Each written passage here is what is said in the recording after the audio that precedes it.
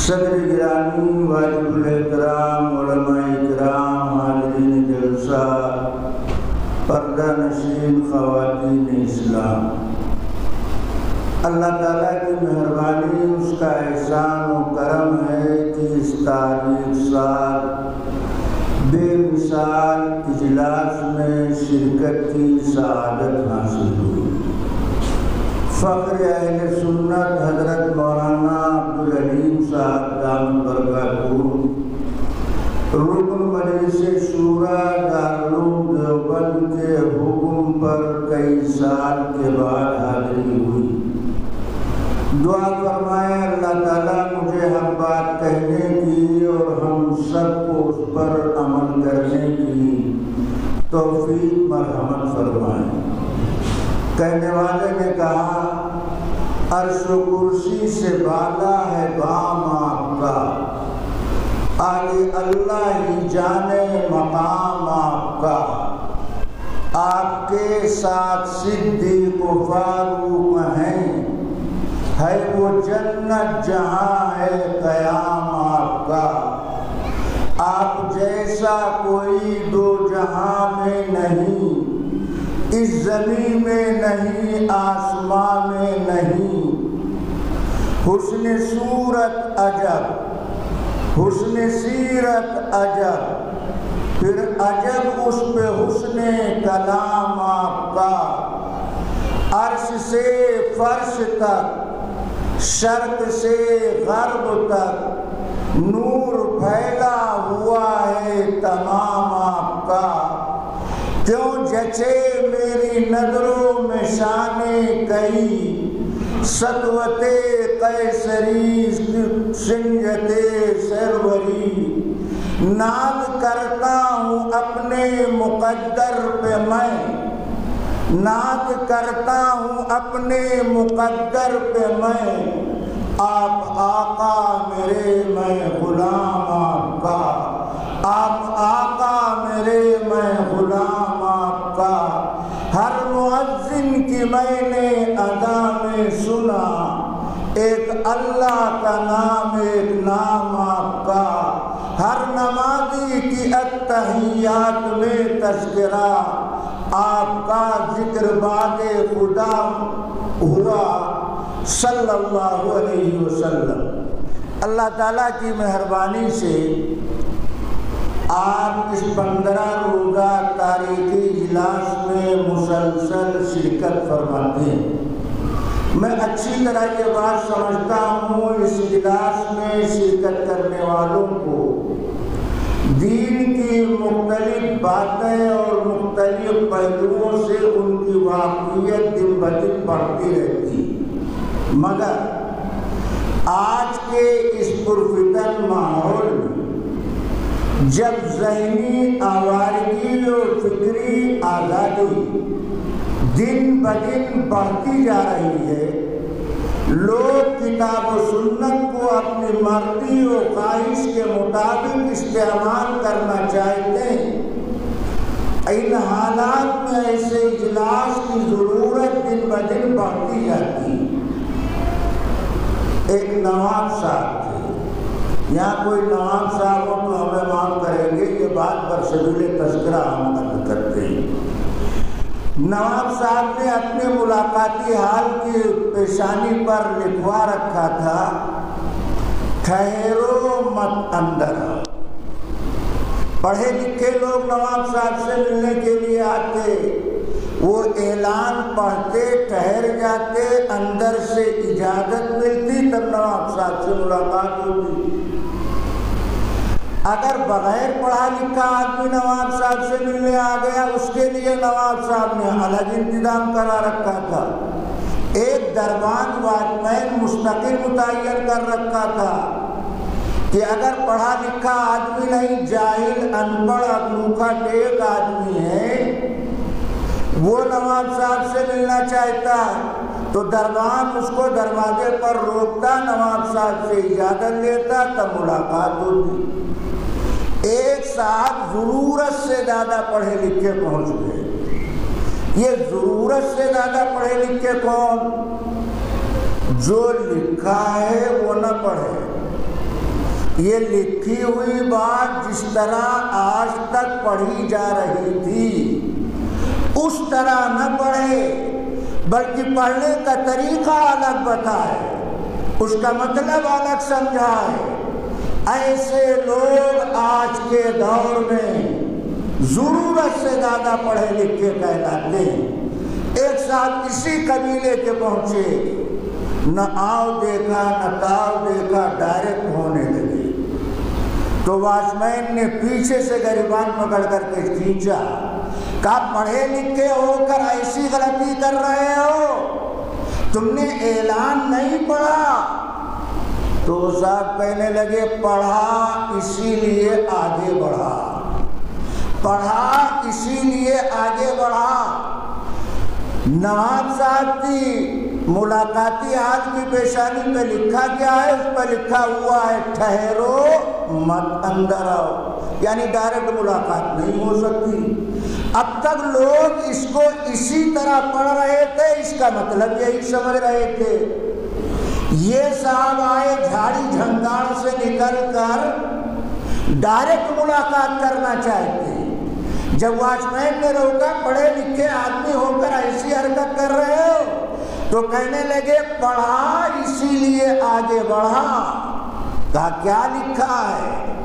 کہا لکھا ہوا ہے ٹھہرو مت اندر آ۔ تبارک و تعالیٰ نے اس کائنات کی جملہ مخلوقات میں حضرت انسان کو اشرف، مکرم، محترم، معظم بنایا۔ جیسے مخلوقات میں انسان اشرف کہلایا، ایسے ادیان میں اسلام آدم کہلایا، ایسے امت میں آخری امت خیر امت کہلائی، مسلمانوں میں اہل سنت و جماعت یہ نجات پانے والا طبقہ کہلایا ہے۔ انسانوں کی رہبری ہدایت کے لیے اللہ نے اس کائنات میں دو نظام چلایا۔ اللہ نے کتاب نازل فرمائی اور کتاب کو سمجھانے کے لیے نبی مبعوث فرمایا۔ یہ بات آپ بار بار سنتے ہیں، مگر آگے سنیے میں کیا کہہ رہا ہوں۔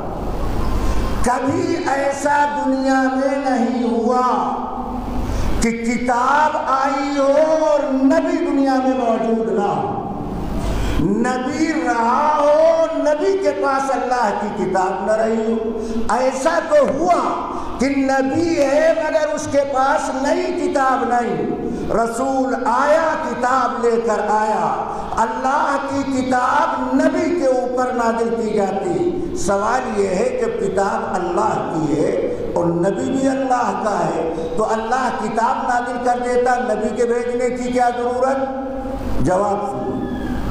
اللہ کا دستور، قاعدہ، ضابطہ، اصول یہ کہ اللہ ہمیشہ اپنی کتاب نبی پر نازل فرماتا۔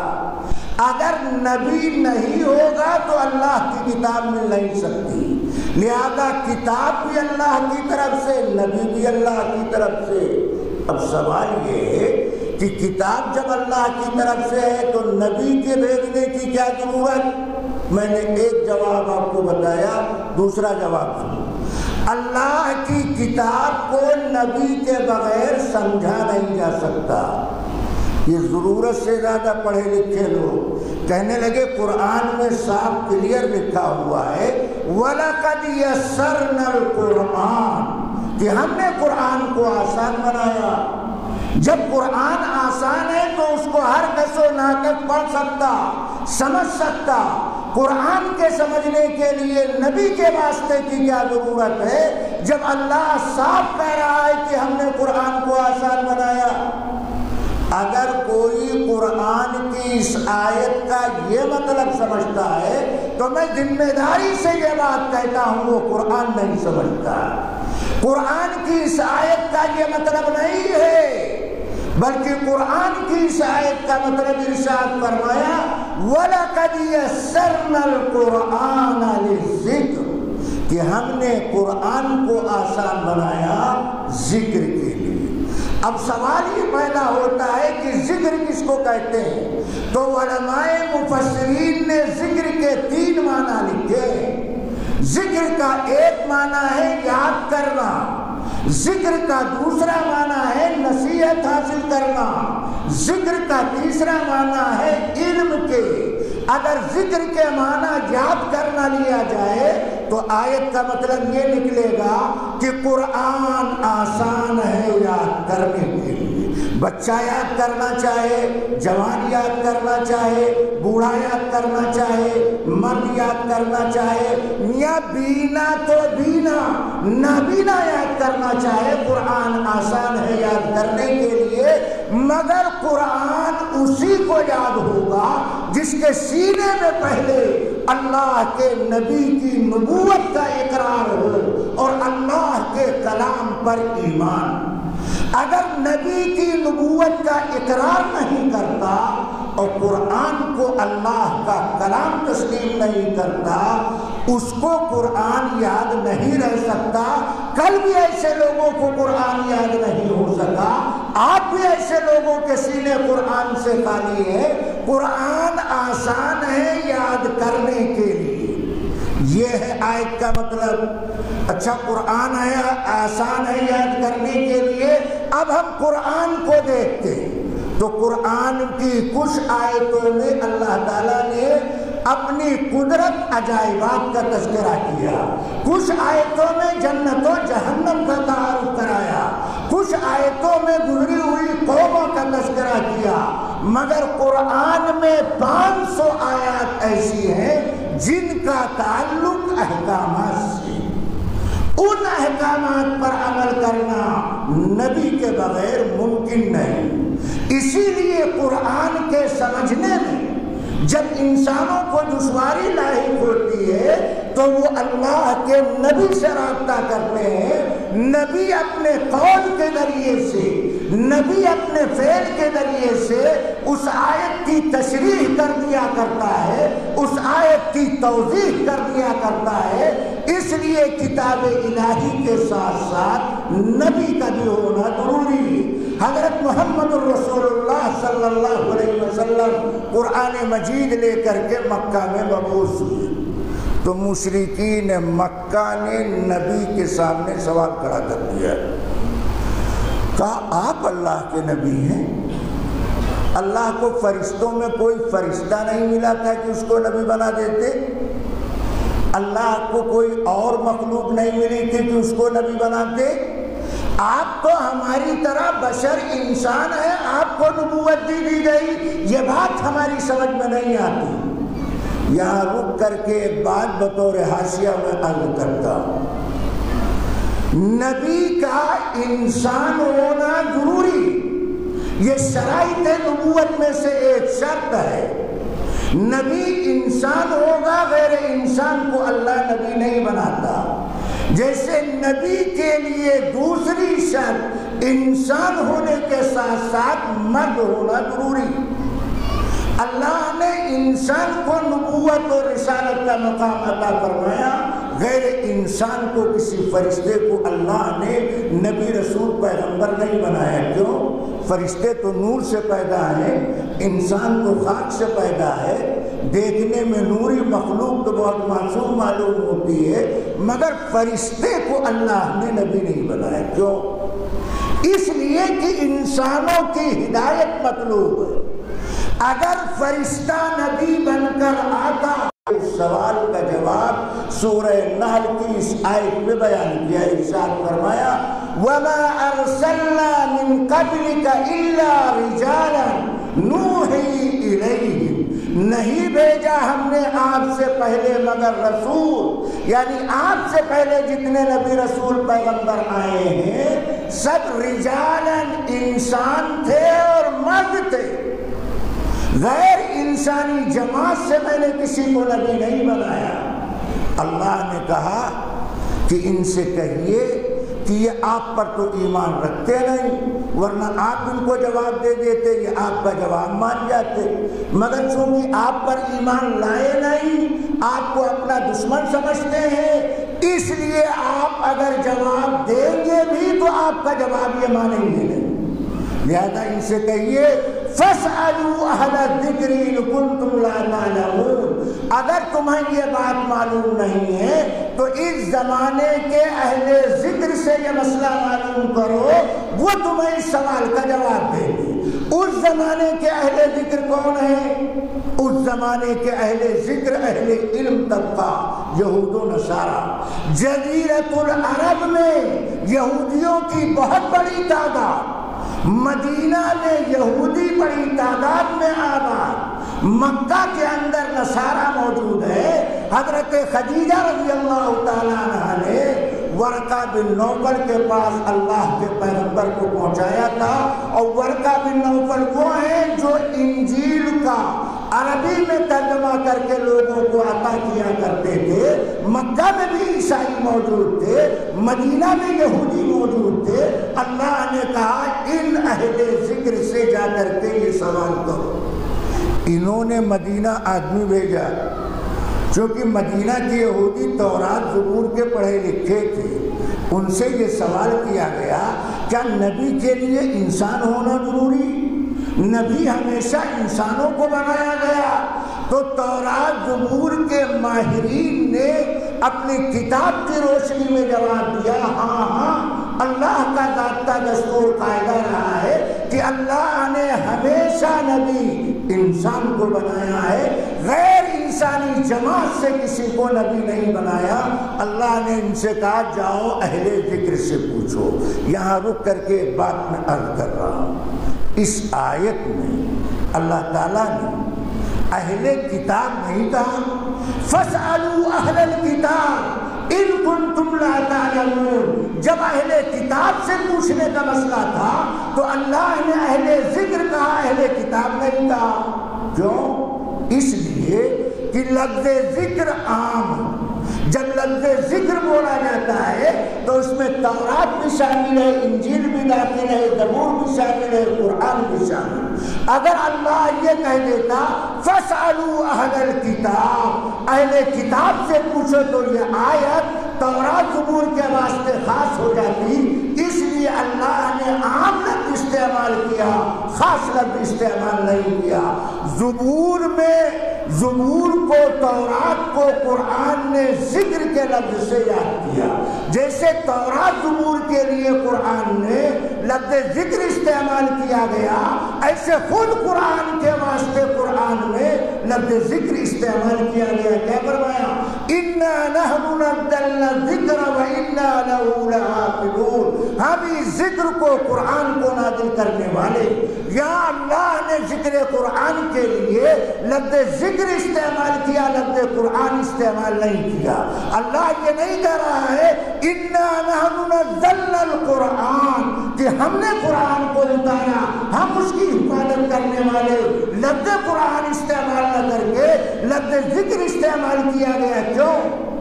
اس لیے کہ اگر لفظ قرآن بولا جاتا تو آیت کا مضمون قرآن کے لیے خاص ہو جاتا۔ اللہ جس طرح قرآن کی حفاظت کرنے والا، اسی طرح اللہ پیغمبر کی احادیث کا بھی حفاظت کرنے والا۔ جس طرح حدیث کی اللہ حفاظت کرنے والا، اسی طرح قرآن اور حدیث کی روشنی میں جو دینی مسائل مستنبط کیے جاتے ہیں اس کی بھی اللہ تعالیٰ حفاظت کرنے والے ہیں۔ اگر کہہ دیا جاتا اِنَّا نَحْنُ نَزَّلْنَا الْقُرْآنَ تو قرآن کے ساتھ حفاظت خاص ہو جاتی۔ اس لیے اللہ تعالیٰ نے یہاں لفظ ذکر عام استعمال کیا کہ قرآن کی حفاظت کے ساتھ ساتھ، حدیث کی حفاظت کے ساتھ، قرآن اور حدیث کی روشنی میں مستنبط ہونے والے دینی مسائل ان کی حفاظت کا بھی انتظام کر دیا جائے، اور جو لوگ ان مسائل پر عمل کریں گے اللہ درجہ بدرجہ ان کی بھی حفاظت کرے گا۔ تو اللہ نے مکہ والوں سے کہا اہل ذکر سے پوچھو۔ اللہ کہہ رہے کہ میں نے نبی مردوں کو بنایا، مرد نبی بن کر آیا۔ یہ رجالن کی قید لگا کر اللہ نے بتایا، جیسے فرشتہ غیر انسان کو نبی نہیں بنایا، ایسے ہم نے کسی عورت کو نبوت کا مقام نہیں عطا کیا۔ آپ نے سنا ہوگا کہ عورت ولیہ ہو سکتی، عورت صحابیہ ہو سکتی، عورت نبی کی زوجہ ہو سکتی، عورت ولی کی ماں ہو سکتی، مگر کسی عورت کو اللہ نے نبوت کا مقام نہیں عطا کیا۔ جب عورت بھی انسان ہے جس طرح مرد انسان کو نبوت ملی، مرد انسانی جماعت سے تعلق رکھتا تو مرد کو نبوت کا مقام عطا کر دیا، عورت بھی تو انسانی جماعت سے تعلق رکھتی ہے۔ سوال یہ پیدا ہوتا ہے کہ عورت کو نبوت کا مقام کیوں نہیں دیا گیا؟ عورت کو نبیہ کیوں نہیں بنایا گیا؟ اس کے بہت سارے جوابات، میں اس میں سے چند جواب نقل کرتا ہوں، آپ میرا دھیان سے سنیں۔ عورت کو نبوت کیوں نہیں عطا کی گئی؟ اس کی پہلی وجہ یہ کہ عورت صنف نازک، ناتواں، کمزور، رسالت اور نبوت کا منصب بہت اہلیت کا تقاضا کرتا ہے، عورت اس کی متحمل نہیں ہو سکتی ہے، اس لیے عورت کو نبوت کا مقام نہیں دیا گیا۔ اور دوسری وجہ یہ کہ نبی کو کبھی کبھی مجمع عام میں برملا عدد اعلان اللہ کے احکامات بیان کرنے پڑتے ہیں۔ عورت کی زینت پردہ ہے، عورت اگر عدد اعلان حکم بیان کرے گی تو اس کی شان پردہ متاثر ہو سکتی، اس لیے عورت کو نبوت کا مقام نہیں دیا گیا۔ اور تیسری بڑی وجہ، دھیان سے سنو، اللہ نبی کی ذات میں کمال پیدا کرتا ہے۔ کیوں؟ اس لیے کہ نبی کی ذات امت کے لیے نمونہ، اگر نبی کی ذات میں کمال نہیں ہوگا تو امت نمونہ تسلیم نہیں کرے۔ اس لیے بعض کمالات نبی کی ذات میں ایسا لاجواب پیدا فرماتے ہیں کہ پوری امت مل کر کے نبی کے ایک کمال کا مقابلہ نہیں کر سکتی۔ نبی کے ایک کمال کا مقابلہ پوری امت مل کر کے نہیں کر سکتی۔ میں مثال ذکر کرتا ہوں، نبی کی ذات میں کمال، نبی کی ذات میں اللہ ایسا لاجواب کمال پیدا کرتا، دنیا کا بڑا سے بڑا ولی، کتب، ابدال، شبیدات، تہجدہ، چاہے ولی ہو چاہے صحابی ہو، حضرت ہماری بات اچھی طرح سمجھ رہے ہیں اور وہ اس کو پھیلانے کی قدرت رکھتے، میں حضرت کی روک کی وجہ سے اپنی بات کو وسعت نہیں دے پا رہا۔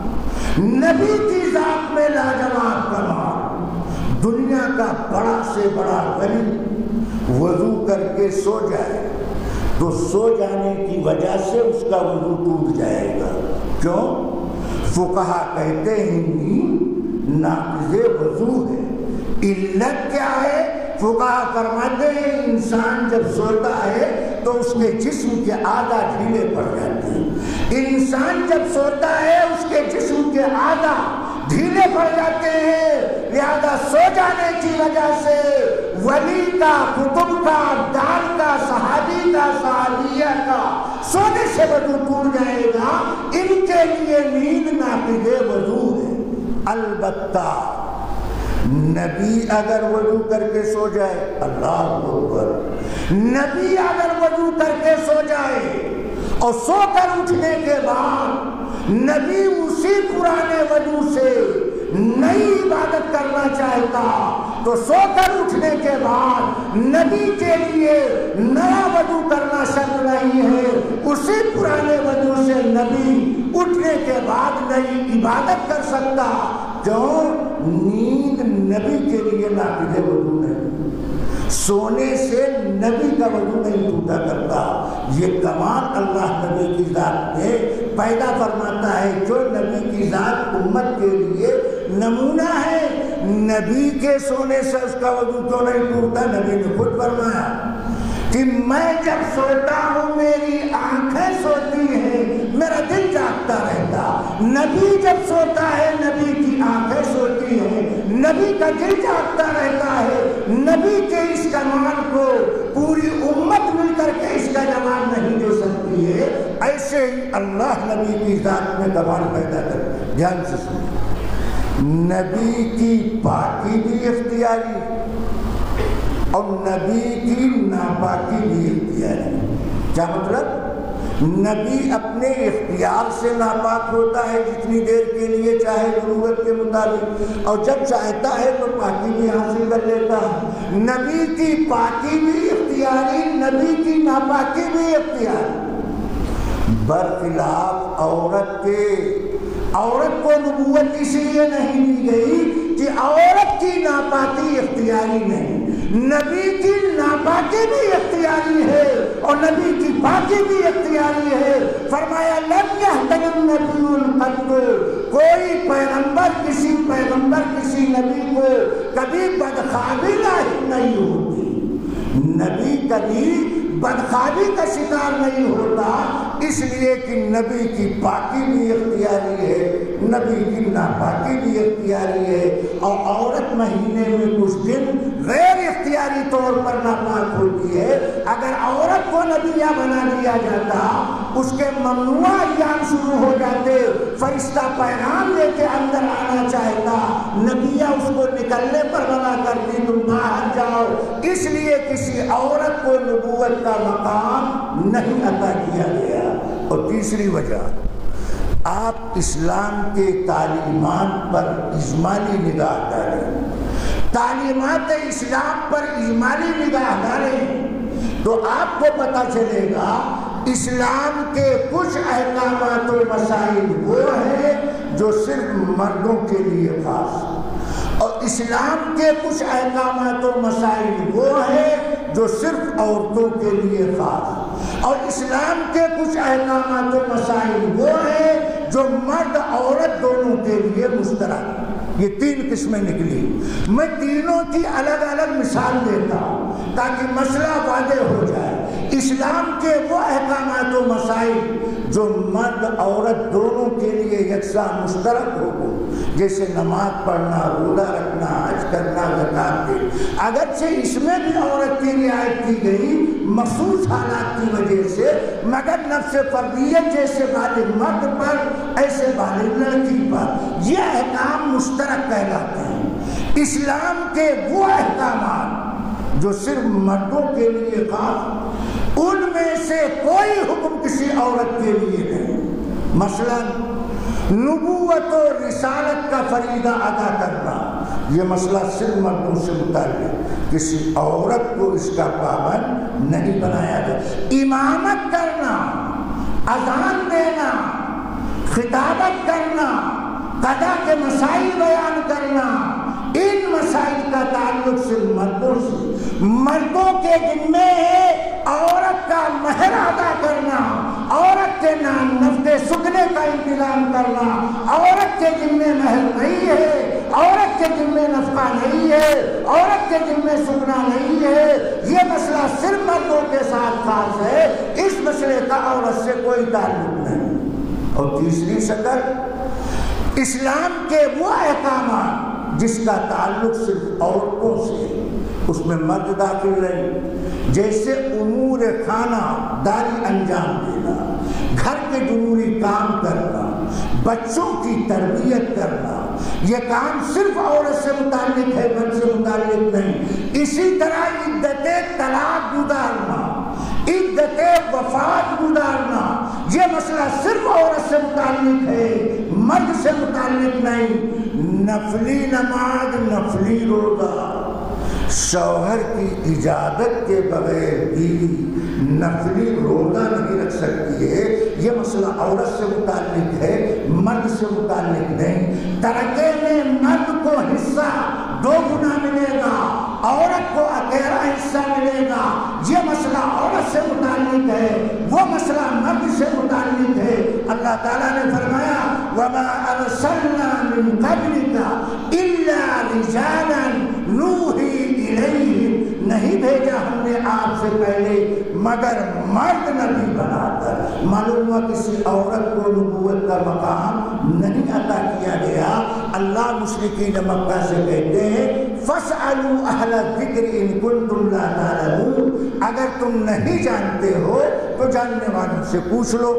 آیت کے آخری ٹکڑے سے متعلق میں ایک بات ذکر کر کے اپنی بات سمیٹ کر کے ختم کرتا ہوں۔ اللہ کہہ رہے پوچھو جو نہ جانتے ہو، کن سے؟ جاننے والوں سے۔ معلوم کیا ہوا؟ دین کا سیکھنا جاننا، یہ فرق، دین سیکھنا، دین کا علم حاصل کرنا جس سے اسلامی تعلیمات پر عمل آسان ہو سکے، اس کی معلومات جمع کرنا، یہ ہر مسلمان کے لیے ضروری۔ مگر کوئی مسلمان کریے نہ کہ اللہ ہم کو کوئی دین بتانے والا نہیں ملا، یہ 15 دن تک یہاں دین ہی بتایا جاتا، خالص دین کی باتیں سکھائی جاتی۔ کل یہ عذر قبول نہیں کیا جائے گا کہ ہمیں کوئی بتانے والا نہیں ملا۔ دنیا کی بہت ساری چیزیں تمہیں معلوم نہیں رہتی ہیں، مگر جانکاروں سے رابطہ کر کے تم معلومات جمع کر لیتے۔ دین کے بارے میں دین جانتا نہیں تھا، مجھے کوئی بتانے والا نہیں ملا، یہ عذر لنگ رب کے دربار میں قبول نہیں کیا جائے گا۔ دین سیکھنا، دین جاننا، دین کا علم حاصل کرنا مسلمان کے لیے ضروری۔ اسی طرح علماء کی بھی ذمہ داری، وہ دین پوچھنے کے لیے اور آپ دین نہ بتائیں، دین سکھانا، صحیح بات بتانا، یہ عالم کی ذمہ داری۔ اگر عالم صحیح بات نہیں بتاتا تو میدان قیامت تو اس کا دامن پکڑا جائے گا، اس کا راستہ روکا جائے گا۔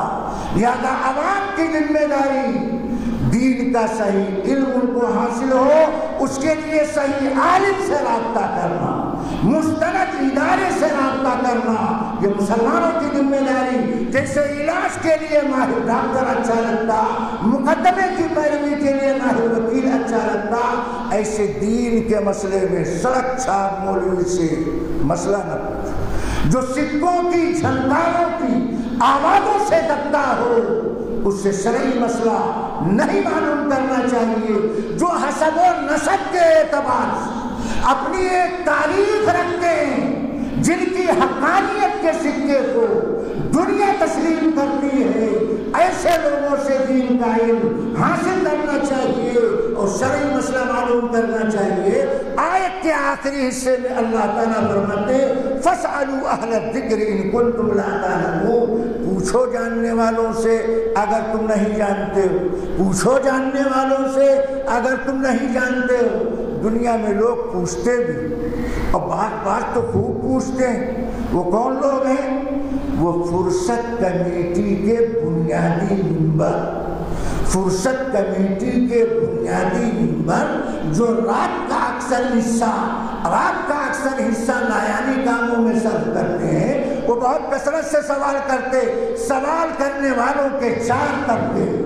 پہلا طبقہ، کچھ لوگ سوال کرتے ہیں عالم کے مبلغ علم کا اندازہ کرنے کے لیے۔ دو ایک مسئلے منفرد قسم کا جزیہ کسی بڑے عالم سے سن رکھتا ہے اس کی صحبت مجلس میں، جہاں کوئی نیا عالم آبادی میں پہنچا، حضرت اس مسئلے کے بارے میں آپ، حالانکہ کم وقت وہ مسئلہ جانتا ہے، ایسا نہیں ہے کہ مسئلے سے انجان جانتا، مگر عالم صاحب کے علم کو ناپنا چاہتا ہے، ان کی معلومات کی حدود اربع کا اندازہ کرنا چاہتا ہے، ان کی معلومات کا جغرافیہ جمع کرنا چاہتا ہے۔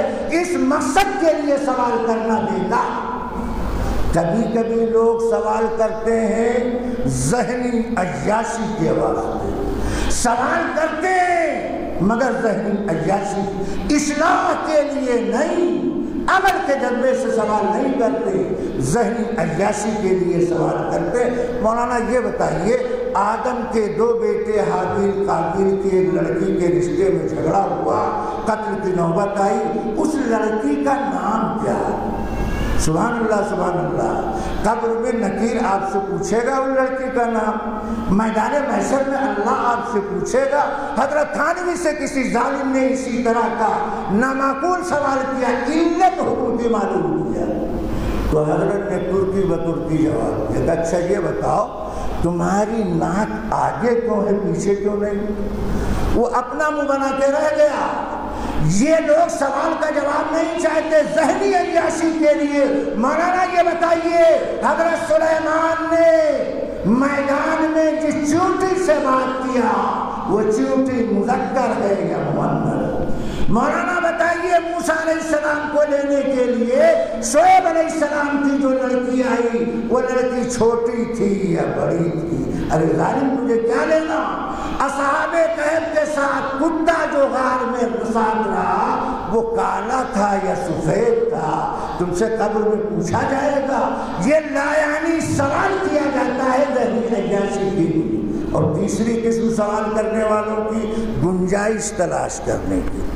طلاق دے رکھا ہے بیوی کو 3 طلاق، اگر وہاں کے دارالفتہ میں جائیں گے تو طلاق مغلظہ واقع ہو گئی خبر ملے۔ اس مولوی سے پوچھو جو جھاڑی میں رہتا، جنگل میں رہتا، جھولا چھاپ قسم کا مولوی ہے، شاید وہ جواب میں ہمارے لیے گنجائش نکال دے۔ تو کبھی سوال کیا جاتا ہے گنجائش تلاش کرنے کی۔ اب آخری بات، سوال کیا جائے کس نیت سے، کس ارادے سے؟ اگر کوئی مبلغ علم معلوم کرنے کے لیے سوال کرتا تو سوال بھی بیکار، جواب بھی بیکار۔ ذہنی عیاشی کے لیے سوال کرتا، جواب بیکار۔ گنجائش تلاش کرنے کے لیے سوال کرتا، جواب بیکار۔ اللہ کرے پوچھو اگر نہیں جانتے ہو جاننے والوں سے، تو سوال یہ ہے کون پوچھے، کس طرح پوچھے، کب پوچھے؟ تو جواب اس کا یہ ہے کہ سوال کرو دین جاننے کے لیے، دین پر عمل کی نیت سے، کہ ہم کو دین کا علم ہو، دین کے تقاضے کے مطابق ہمارا عمل ہو۔ اس طرح پر دین معلوم کرنا، جاننے والوں سے سیکھنا، یہ نفع فائدے سے خالی نہیں ہے۔ ایسے ہی لوگوں کو اللہ عمل کی توفیق عطا فرماتا ہے۔ اور جو لوگ صرف معلومات جمع کرنے کے لیے علماء کی بیساکھی بننا چاہتے ہیں، ایسے لوگوں کو نفع نہیں پہنچتا۔ خلاصہ آیت کا یہ نکلا کہ اللہ نے اس آیت کے اندر نبوت کے شرائط کو ذکر فرمایا، اور شرائط نبوت تسلیم نہ کرنے والوں کے جواب کا بھی اللہ تعالیٰ نے انتظام کیا۔ جہاں اللہ تعالیٰ نے فرمایا جاننے والوں سے نہ جاننے والے پوچھیں، پوچھ کر کے عمل کریں۔ آپ لوگ بہت خوش قسمت ہیں کہ آپ کے درمیان ایسا معتبر مستند ادارہ ہے جو ہر نازک مسئلے پر بھی آپ کی رہبری کیا کرتا ہے۔ اللہ ہم سب کو قدر کی توفیق عطا فرمائے۔ وما علینا الا البلاغ۔